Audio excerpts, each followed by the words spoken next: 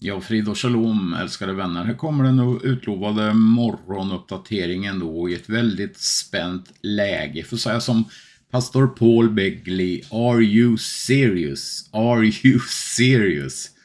Ja, det är inte mycket att skratta åt egentligen, men lite humor får man ha mitt i eländet. Ja, ska vi ta och titta då på vad vi har skrivit ner som vi ska rapportera om idag då.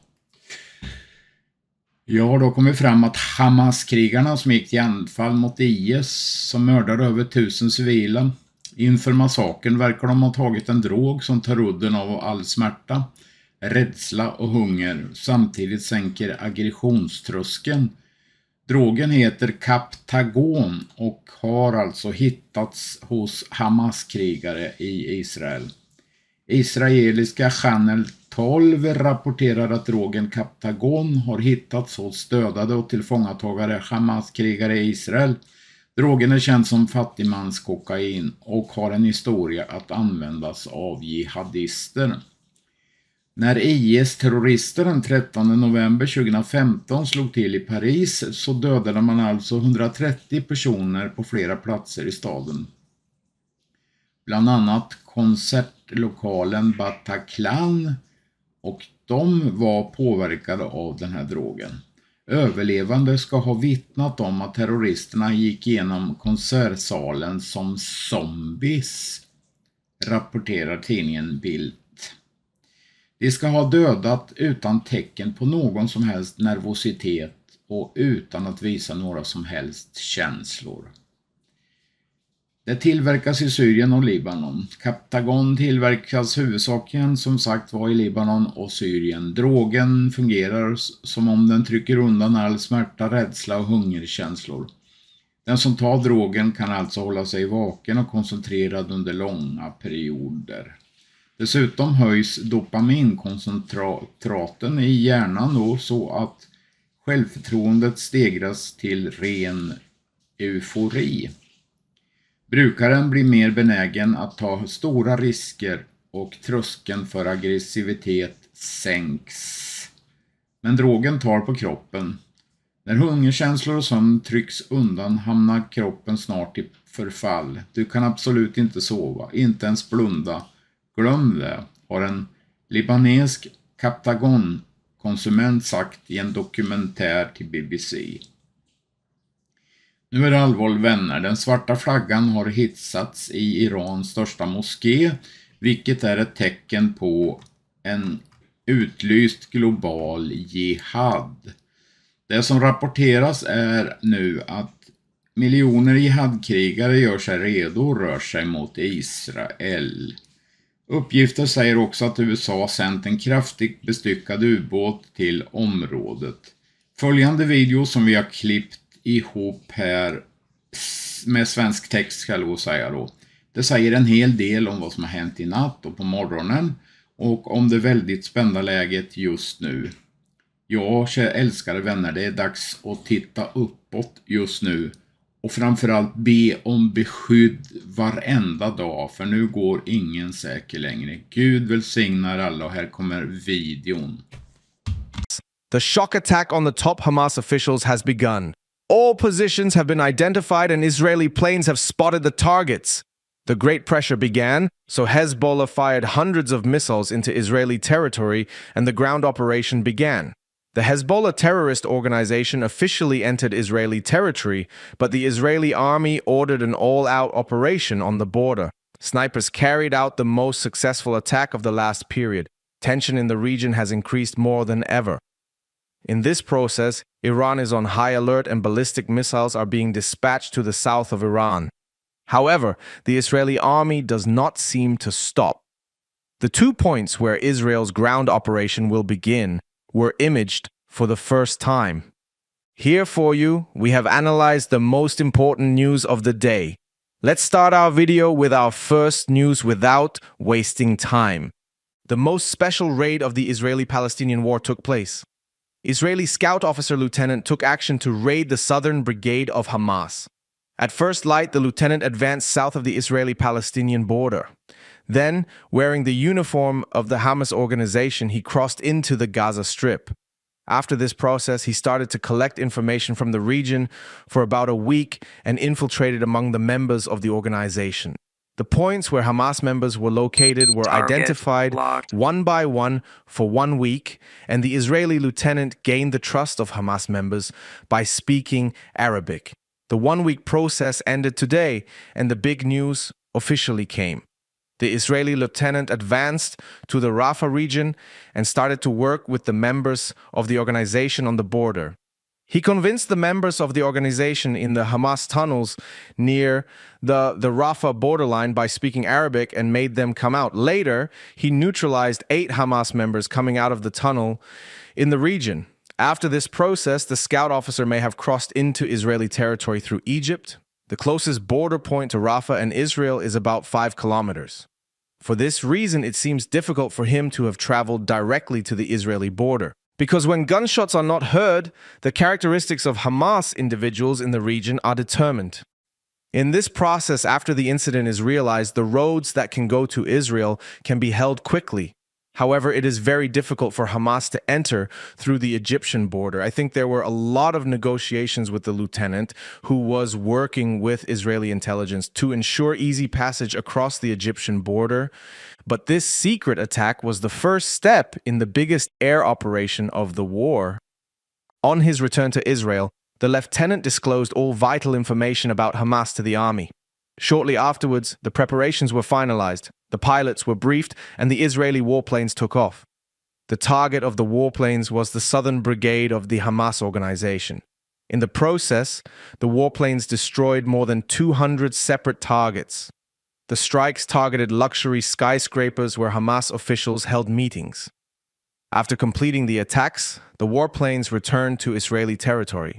After this process, the critical statement came from the United States intelligence. Mabdou Shalabi, a SEAL of the Hamas Special Naval Forces, who organized a large part of the terrorist attacks on Israeli territory over the sea, was successfully neutralized as a result of the attack of warplanes. The Iranian-backed organization lost about 10 senior officials in 10 days as a result of airstrikes. Hamas's high casualties mobilized the Hezbollah terrorist organization in the north. It was detected that 20 rockets were fired from Hardov to the Metula area of Israel. With the activation of the air warning systems, all of the rockets were destroyed by Iron Dome. However, the Hezbollah organization troops deployed on the critical height in the region and started to attack the Israeli outposts on the borderline with a large number of mortars. Approximately 60 Hezbollah members were identified on the Hardov border.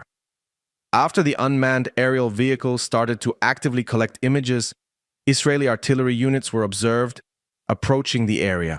For exactly 1 hour, Israeli artillery shelled the area where Israeli territory was fired upon. As a result of the images broadcast by the unmanned aerial vehicle, it was announced that all of the air cannons were destroyed, and approximately 15 of the Hezbollah members were neutralized. In this process, Hezbollah members retreated with losses. But Israel needs to take more measures on the borderline. Because the Hezbollah organization will attack again from close to the borderline. On the other hand, the satellite images release created a shock. The Israeli army has completed its preparations for the biggest land operation of the period. The army can be seen even in satellite images. Last week, Israel's land operations were postponed due to heavy rain and wind. However, in the 1-week period, the Israeli army completed its preparations. Satellite images show that the Gaza Strip is surrounded. However, the density is clearly noticeable at 2 points during this process. Apart from these 2 points, Israeli units are stationed at points further away from the Gaza border. A large number of Israeli tanks, armored vehicles, and thousands of soldiers are deployed in the Be'eri area, 3 kilometers north of the area where Hamas launched the first attack. Secondly, another large part of the Israeli army's strength is near the Erez border crossing. There are about 60 Israeli tanks, armored vehicles, and bulldozers around the Erez border crossing. As you can see on the map, it seems that Israeli forces will enter Gaza through 2 points. A very fast breakthrough attempt may take place through Be'eri. In this operation, I think that the Israeli army will try to make progress until the coastline. In this way, the Gaza Strip will be divided exactly in half. Then, I think that the second assault unit will enter through the Erez border crossing and advance simultaneously from the south, east, and north of Gaza. In addition, if the Israeli forces can advance from Be'eri to the coastline, they may want to advance northwards along the coastline. In this process, the aim will be to encircle Gaza from 4 points. On the other hand, Iron Dome air defense systems will be actively involved in this operation. In addition, it seems that Israeli artillery and fighter jets will have a great task. To summarize, the Israeli lieutenant's ghost raid changed the course of the war. Based on the vital information provided by the lieutenant, airstrikes were launched. As a result of the airstrikes, one of the authorized figures of Hamas was neutralized and Hamas continued to lose power. The Hezbollah terrorist organization, on the other hand, is trying to create a distraction in order to reduce the pressure on Hamas.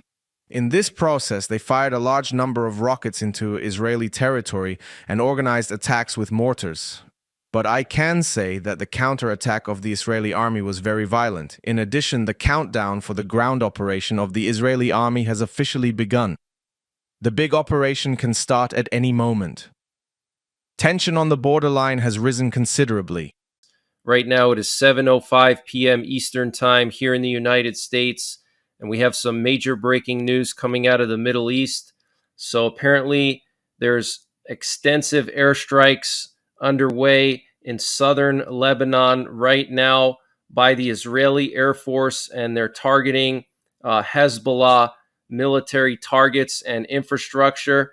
So I don't know if this is the beginning stages of Israel's operation against Hamas, but there are extensive airstrikes going on right now in southern Lebanon. Okay, maybe Israel is going to launch a preemptive strike against Hezbollah before they go into Gaza, because maybe they know that as soon as they go into Gaza, then Hezbollah is going to come in and attack them from behind.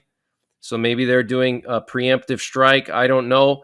But what I can tell you is that there's potentially millions of jihadists that are on their way to the Israeli border right now. And these are Iranian volunteers, okay? And they volunteered a few days ago to go to Israel and fight a holy war against Israel. And there were numerous pictures and videos on social media showing these unmarked buses getting loaded up with these jihadists in Iraq. And apparently they're going to be going towards Israel. They're going down to the border of Syria and Jordan. So Israel could get attacked from multiple sides once they go into Gaza. They might get attacked from the north by Hezbollah. They may get attacked from Syria and Iraq by all these volunteer jihadists, millions of them apparently.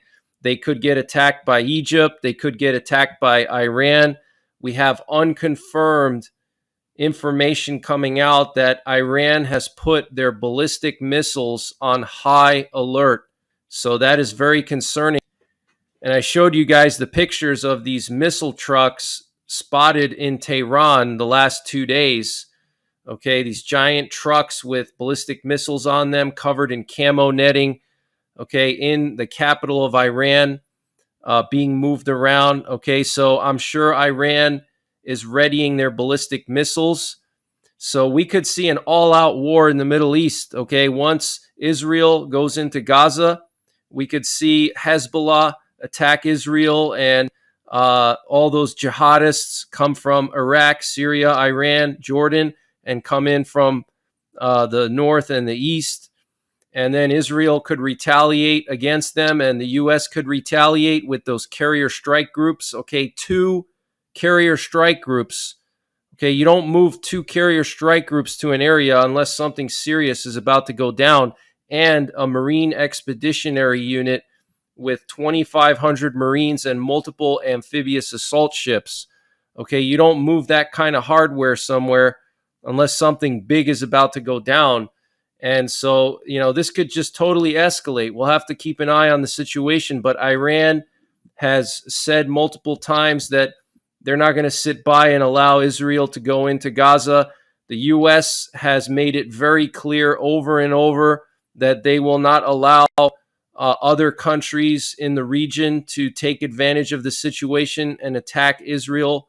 So both sides are not backing down, okay? This is very similar to the Russia-Ukraine situation, where Russia doesn't want to back down, Ukraine doesn't want to back down, NATO doesn't want to back down. So it's like, you know, two pit bulls fighting, okay?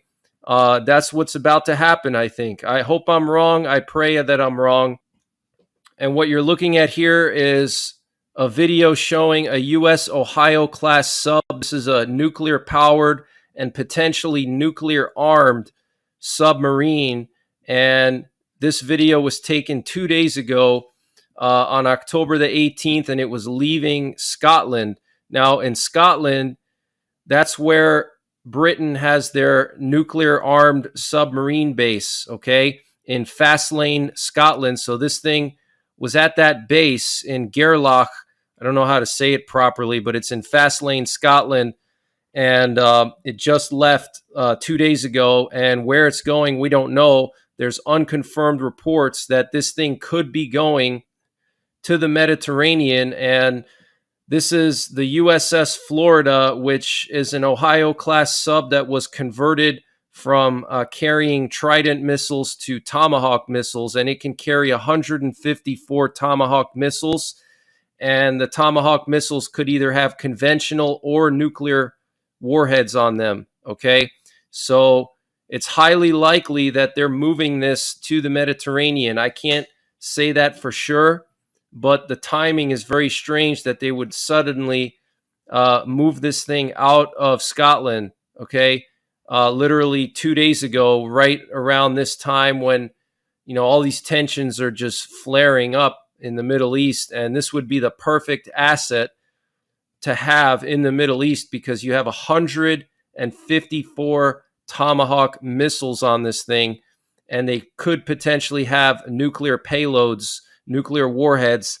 And so that would allow a very serious strike against Iran or Hezbollah or Syria or whoever tries to go after Israel. This is some serious firepower on this submarine here, okay? 154 Tomahawk missiles. Think about that, guys, okay? And imagine if they have nuclear warheads on them. I mean, just this one submarine alone could completely decapitate the entire Iranian military and their nuclear program, okay? They could strike every single base in Iran with this one submarine, okay? And they could do it from a long ways away without having to use aircraft that could get potentially shot down by Iranian air defenses, okay? But Iran has repeatedly threatened the U.S. and Israel, saying they want to wipe Israel off the map.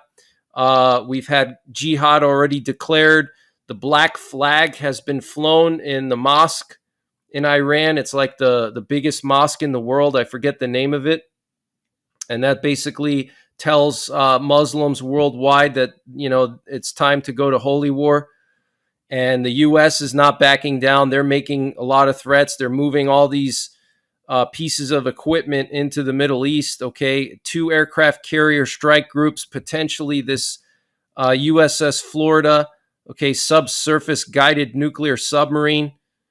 This is no joke, guys, okay? Things are really, really escalating. We do have some good news, I suppose. Apparently, 2 American hostages have been released by Hamas.